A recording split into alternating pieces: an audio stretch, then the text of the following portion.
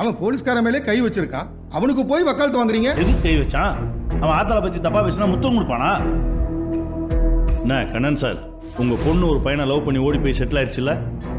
எவனோ ஒருத்தன் உங்களை பார்த்து ஓடி போன பொண்ணோட அப்பன் தானே உங்களுக்கு காண்டாவாது? உள்ள வச்சு செஞ்சிட மாட்டீங்க? அதே தான் சார் அவனும் செஞ்சான்.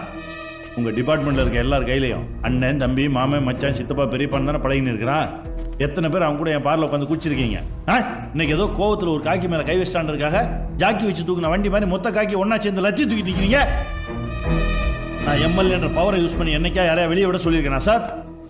எவனோ ஒருத்தர் சரண்டர் பண்ணி தானே ஒருத்தர் வெளியே எடுத்திருக்கேன். இந்த வெளியே தான் சார் இருக்கான். போங்க, அரெஸ்ட் பண்ணுங்க, தூக்கி உள்ள வைங்க. ஆனா நான் பார்த்துட்டு சும்மா இருக்க மாட்டேன் சார். வேலூர்ல நீங்க பண்ண வேண்டிய பாதி வேலையை ரத்தனத்தை வச்சு நான் பண்ணி நிற்கிறேன். போலீஸ்காரனும் ரவுடி போயிலும் அண்டர்ஸ்டாண்டிங்கோட இருந்தா தான் ஊர் உருப்படும்.